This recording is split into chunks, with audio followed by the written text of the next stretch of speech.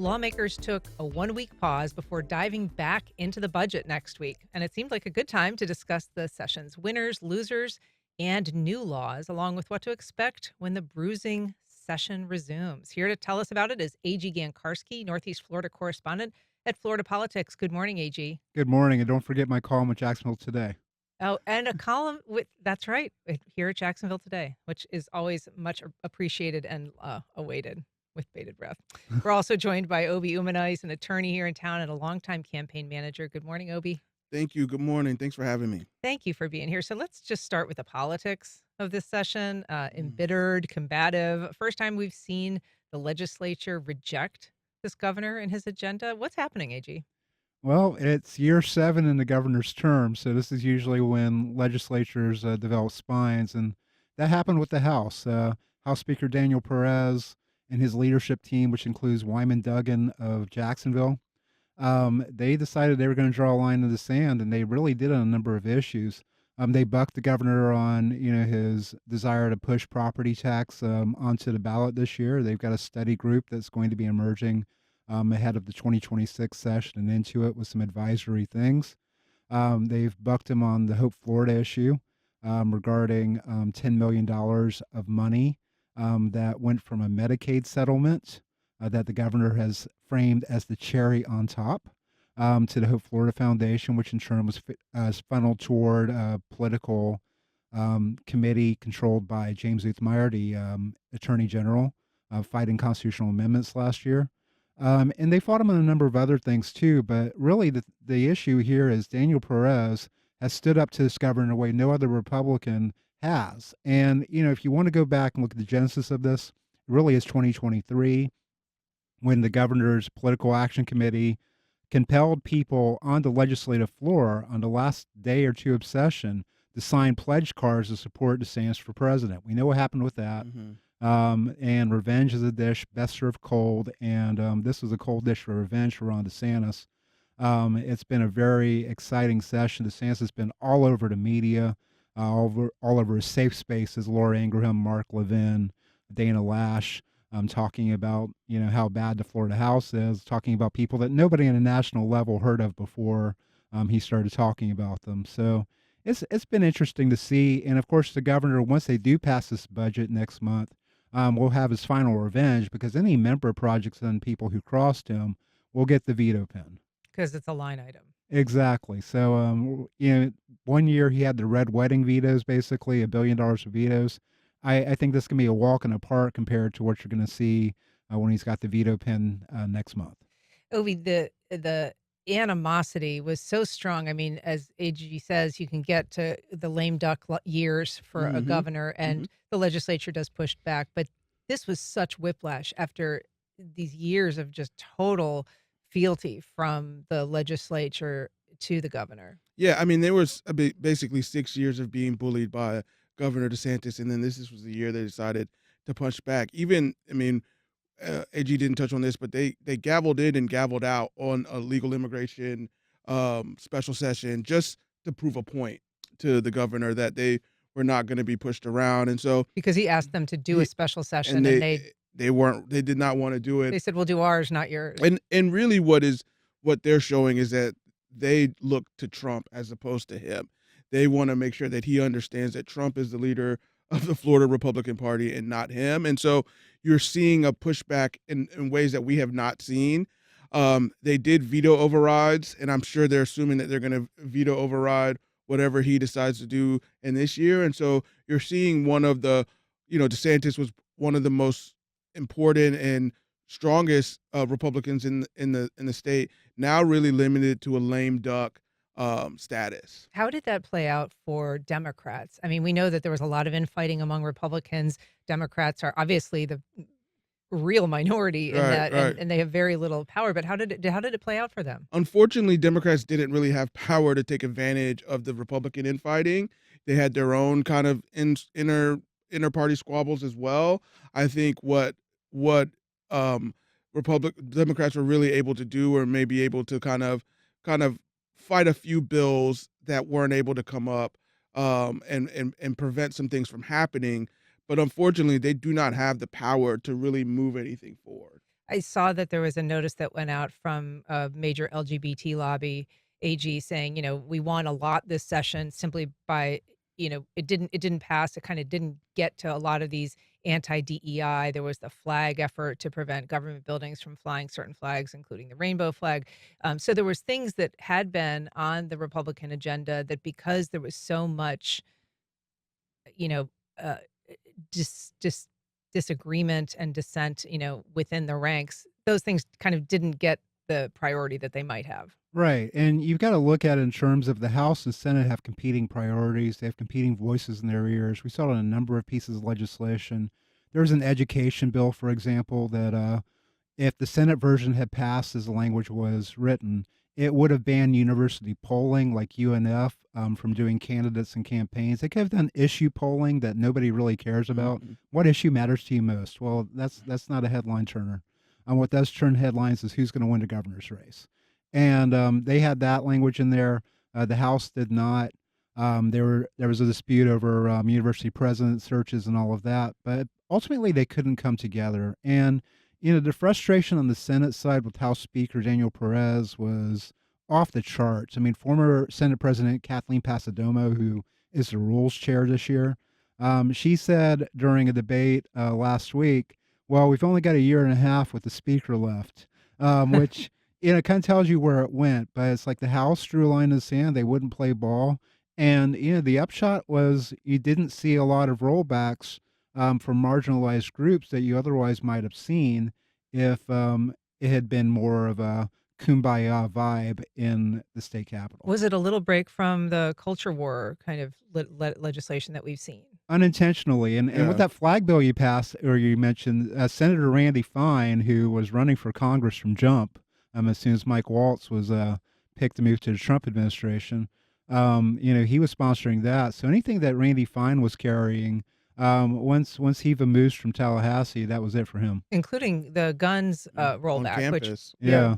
yeah. Yeah, so those college kids who might have wanted to, carry their M16s in the class to negotiate a better grade are out of luck. Yeah, I thought it was interesting that, at the beginning of session, I think the Senate and the House kind of bonded together to fight DeSantis.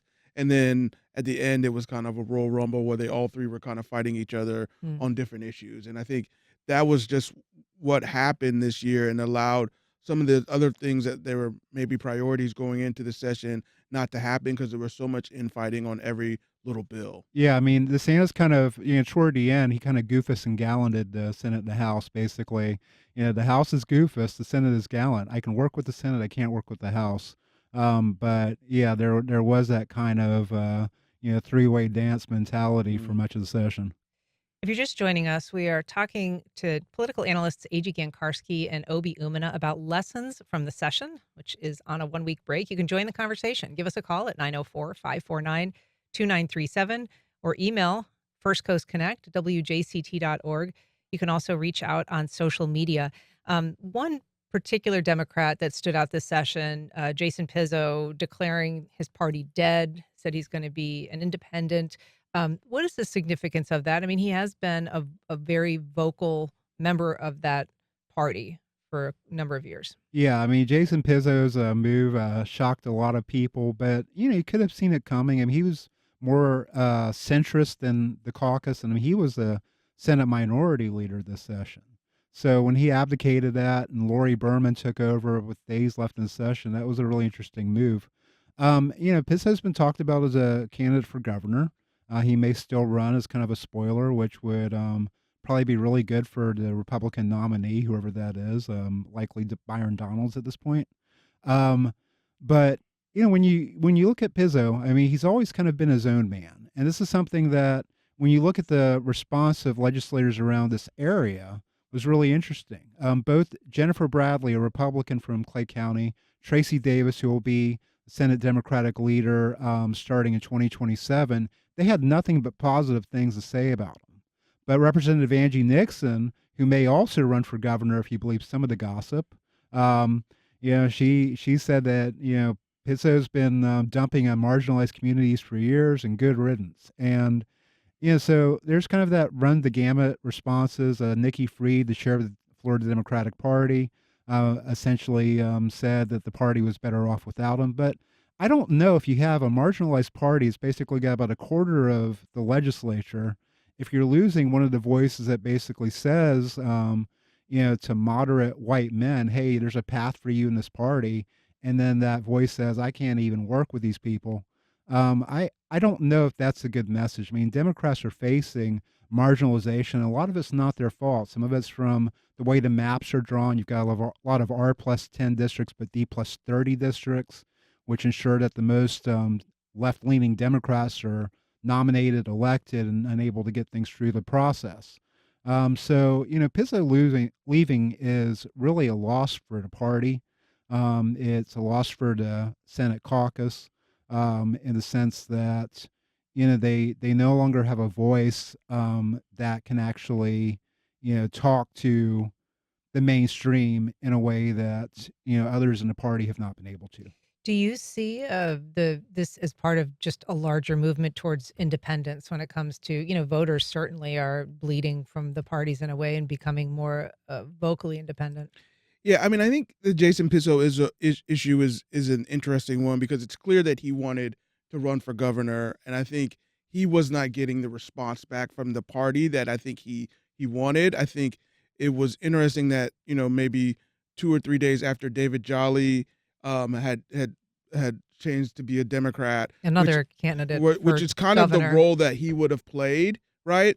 He decided to be independent. I think going back to what AG said about the different responses, I thought obviously Rep Nixon was one response, but I thought Finch's Driscoll, who is not really the same part of the party that Angie is, a little bit more conservative, a little bit more centrist than Angie Nixon is was also kind of saying the same thing about Jason Pizzo. It felt to me this was more of like a personality than necessarily politics. I think there are some centrists, particularly the South Florida. Some of those there's some centrists in Tallahassee, and I just feel like Jason Pizzo. There was some personality conflicts and some things that really he just didn't vibe with the group. He was voted the Senate minority leader, so part of his kind of complaints about the party probably should fall on him as a leader. But I do think he has always been independent and in a sense, and he was one of the few Democrats that got was given kind of um, committee chairs and that kind of stuff in a particular government. So he did kind of really ride the middle. But I do think this is more of a way for him to really kind of feel free from having to say he was a Democrat and maybe a path forward for him for governor because with David Jolly in the race, that kind of takes his role. Yeah. Well, we know that there were fewer bills filed this session than in the previous sessions, as many as 18 or 20% fewer than last year. But there were some that passed and some carried by local lawmakers, including Jennifer Bradley, who you mentioned, this condo reform, which is interesting because, of course, she represents Clay County, which isn't exactly the condo capital of Florida. But she did, manage to kind of shepherd in reforms that people had been calling for after the Surfside collapse prompted all of these very burdensome financial requirements for condos. How do you think she fared in this legislative session? And also someone like Wyman Duggan, who, as you said, is kind of the lieutenant to the Speaker of the House and part of our local delegation. Yeah, I mean, I think Bradley had a very productive session. She also got the Tristan Murphy Act, Mhm. which, you know, is basically helping people who are in the criminal justice system who have mental health issues. Bradley's, very much an independent. I mean, she's not somebody who is party line Republican. I mean, she obviously is capital R Republican in the sense of party registration, but, she's kind of like the Republican Pizzo in the sense that she's willing to take positions that go against the orthodoxy, the talking points, the kind of things that, light up AM radio. I think for Wyman also, it was a productive session in, especially reputationally. There's talk that Wyman Duggan could run for mayor here in 2027. And, he did nothing to dispel those rumors. He hasn't shut down those rumors. And, he's part of that Daniel Perez machine. So as Ways and Means chair, he's played an important role. He played an important role in the process. It wasn't so much the bills he got through, but kind of the vibes he created and the fact that, he is a good team player. And it's like I keep pointing to that mayoral race. He's got $1 million banked in his political committee, which is much more than any of these other Republicans do. If he runs, he will have the Tallahassee support. It remains to be seen. There's a lot of talk of who's going to be the Republican standard bearer against Donna Deegan. But Wyman Duggan is well positioned for whatever he does down the road. He's very methodical. He's a land use attorney by trade, but he's a consensus builder. And he managed to play that role where he shepherded the Republican House caucus, but he also operated well with Democrats. And when he was committee chair, you hear somebody like Anna Eskamani say basically she was happy to be working with him. And Anna Eskamani is one of the most left of center Democrats in the caucus. So, I'd say it was a win for him this session overall. So bills that did pass, we mentioned the condo thing. One was this very controversial ballot initiative that is a measure, Obi, that's going to make it a lot harder, some say, to put constitutional amendments on the ballot. It's going to increase penalties for any kind of signature fraud. It focuses on the petition gathering process.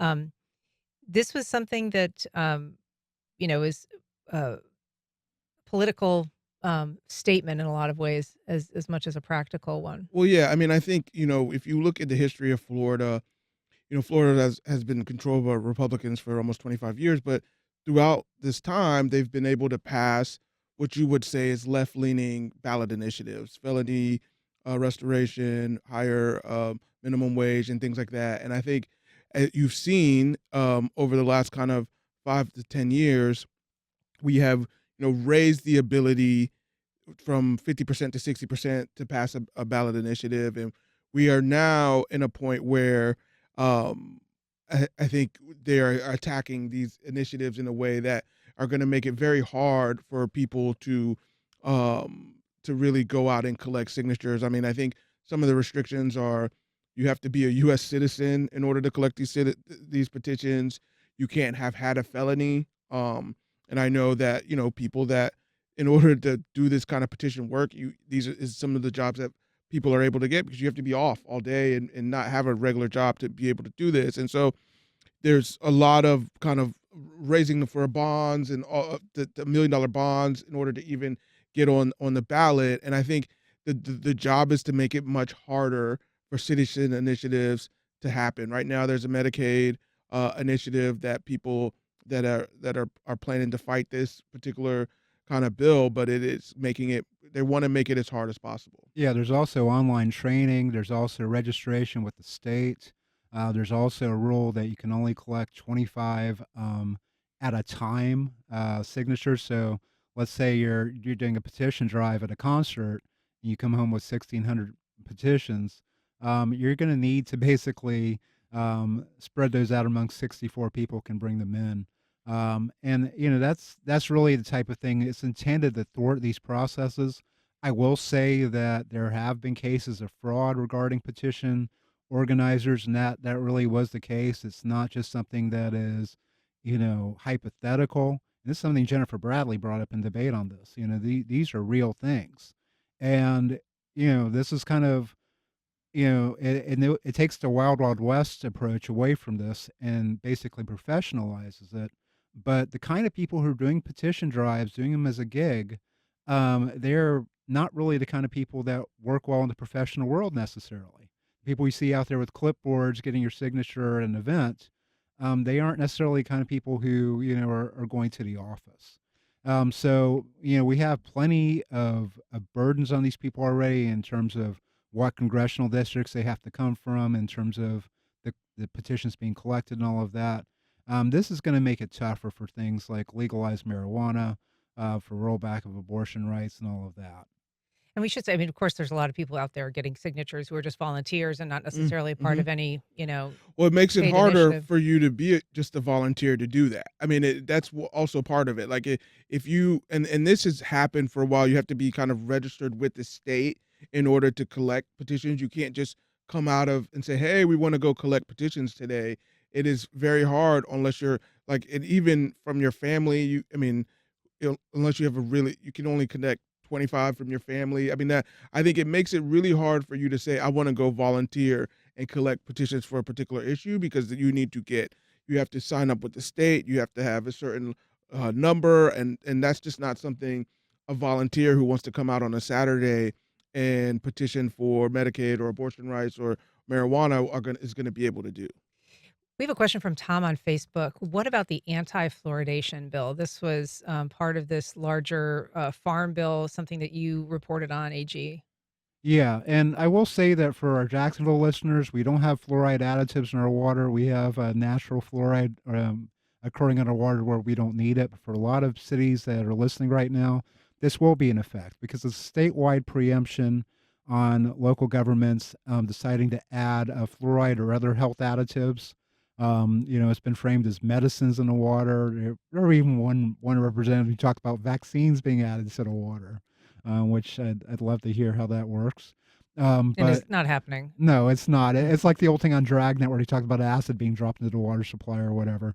It's not happening. But yeah, no water additives. There's a lot of other things in that bill, some of which are more boring than others. But one of note to me is as a vegan, is that it basically changes truth in labeling for things like coconut milk, almond milk, for simulations of meat products with plant-based protein. They are going to have to change the way they market, but this happens. And break that down for us. So people who may not be familiar, those you can't, you would no longer be able to say soy milk, right? Right, but there is a caveat. Basically, it'd be for the southern region, so other states have to adopt this language also before it actually kicks into gear. It's got to be 11 of the 14 states or whatever it is. Right. We're the only ones so far, so we'll see if copycat legislation down the road actually makes this an issue where they've got to have multiple marketing techniques. So for now, we're safe from that, but it would change the verbiage, and really, marketing is postmodern enterprise. It's all semantics, so they'd be able to come up with something that dodges this. But there's also things about drones in this bill. Mhm. Basically, You can shoot down drones now if they're harassing you, apparently. that's right. But I also think this was politically, I think this was kind of a big win for Wilton Simpson, who He needed one. was at at The head one of the point, Senate, yes. right. Well, he's the agricultural commissioner now, Yes, but sorry. at Apologize. one point he was head of the Senate, and then but now he was at one point thought of as a candidate for governor, and he's kind of fallen a little bit to the wayside. But he needed something a win to kind of put his name back into that picture, and I think this was an opportunity to flex a little bit of power. I think even at the beginning of the session, they wanted to kind of put some of the immigration enforcement underneath him as well, and so you're seeing that there's a little bit of a clawback from kind of some of these older Republicans, and that he was able to get a win here on this bill and really get what he wanted. And then there's enough fodder for him to kind of to go out and campaign, as you say. So, Yeah, but he'll probably run for reelection. I right, mean, right, I right. think governor's close to him Yeah, because Byron Donalds is the Trump lane, of Casey course. DeSantis, who knows what she's going to do. But there's not a lot of room for other candidates like him or Matt Gaetz or anyone you're even less familiar to our Let's listeners. talk a little bit about Casey DeSantis because Mm, one of the things that sucked a lot of oxygen out of the room was this investigation into Hope Florida, which is a charity associated with her. There was many contentious committee meetings in the House about this. Initially, it appeared that was going to go much deeper in terms of people being subpoenaed to testify, and then it sort of ended with a whimper. mm. What happened? Yeah, and I alluded to this in the intro, but basically, the Hope Florida Foundation got $10 million from the Medicaid settlement with Centene, and Which is a provider, a medical provider, Centene, and exactly. Basically, there were 58 million, give or take, in the settlement itself, a 10 million donation to the Hope Florida Foundation that didn't have strings attached. So what that basically did is went to two nonprofit groups that in turn donated the money to the Keep Florida Clean Committee, which was basically chaired by DeSantis's then chief of staff, now current attorney general, who was appointed, James Othmeyer, to basically squash these constitutional amendments. Alex Andrade, who's a chair of the House Healthcare Subcommittee that looked into this most closely, he thought it was money laundering. He thought it rose to the level of charges. This is something that reporters Alex Glorioso and Lawrence Miller of the Times Herald basically were leading the charge and reporting. But he tried to get them to come in. He tried to get people to come in to voluntarily testify. In his last meeting of session, if you're voluntarily asked to testify, you're not going to testify. Yeah. And so you need a subpoena. And he basically said time ran out. He's saying he's coming back to it next year. We'll see if it happens.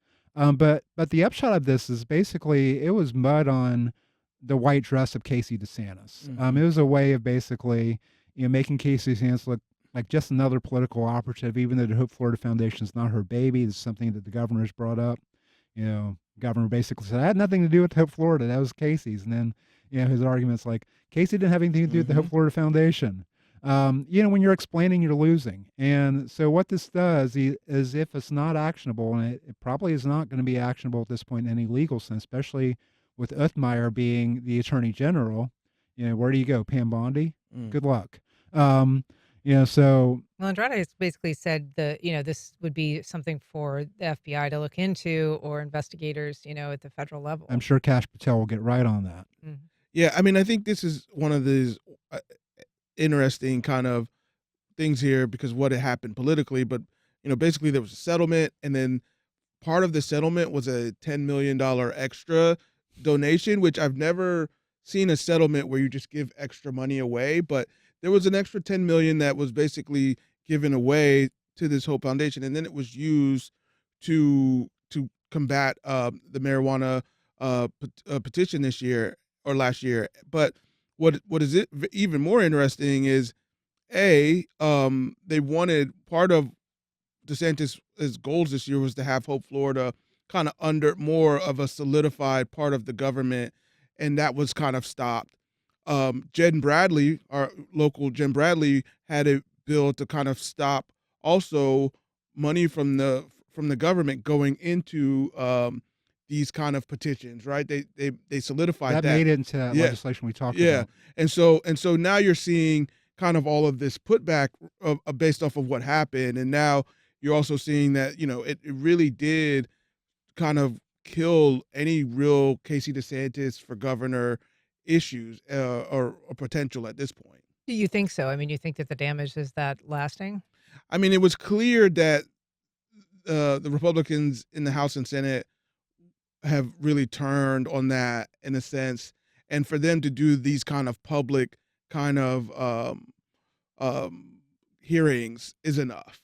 And it's not something that would have happened in the first 4 years or 6 years of DeSantis being governor. Yeah, and really, looking at that governor's race a little bit more, it's like Byron Donalds, he came out of the Florida House before he ran for Congress. He was there for 6 years. And he's been endorsed by President Trump. Mhm. Yeah, and he's getting all his free media, Fox News and Newsmax and all of that. But, he's basically insulated from all of this. And, the Trump endorsement with the fact that the legislature wants somebody who came out of their ranks to work with, because DeSantis was a Tallahassee outsider. And, that was going to be Adam Putnam's gig until Donald Trump plucked Ron DeSantis out of relative obscurity and brought him to statewide prominence. Put him on the plane, and that was it, right? Yeah, exactly. There's a tweet, and there you go. But Byron Donalds is the golden child now. Casey DeSantis, the Stanti have basically begged for a co-endorsement, begged for a blessing from Trump. That's not coming.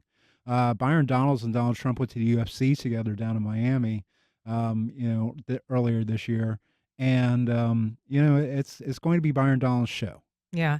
I do want to talk about a bill that is going to impact public schools, making it easier to convert public schools into charter schools. This, assuming the governor signs it into law, will be effective July 1. And it basically takes teachers and principals and school boards out of the negotiation, out of the consideration as to whether a school that is deemed failing in some aspect should be converted to a charter school. It'll be just left up to parents now. Yeah, I think this is going to be one of those bills that we look back and it's going to be a bigger deal than it's currently being made of right now. The process is that in order to take a failing school It basically the school board. There's an application. The school board is also looking at it, and then there's basically input from teachers, community, and parents. And what this bill is doing is two things. One is it's taking all of the kind of school board and administrators out of the process and leaving it just to a majority of parents. But the other thing it's saying is that any school that has not made an A in the last 5 years for the consecutive 5 years is now eligible to be converted. And I looked it up.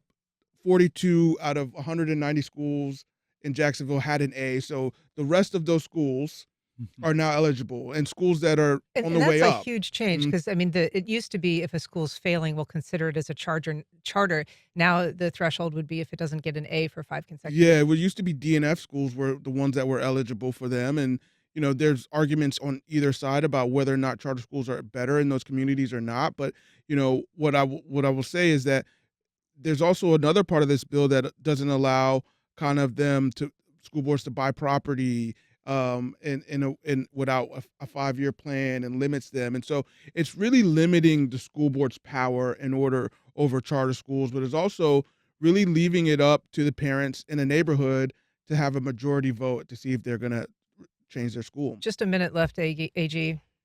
What are your final thoughts as we head into the Monday resumption of budget discussion? I'm really curious to see, the local bill and negotiations and how those go. That's where the rubber hits the road for me. It's going to be something where they will have to tamp down the rhetoric. I'm talking about leadership of the House and Senate, and basically get to a collaborative place. I'm listening closely what the governor may say about budget. Basically the House and Senate are saying that they wanted smaller budgets than what the governor proposes.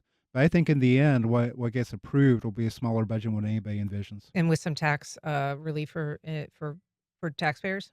That remains to be seen. Yeah. All right. Well, Obi Umunna, AG Gancarski, you guys are terrific. Thank you so much for coming on today. Really appreciate it. Thank you. Thank you. All right.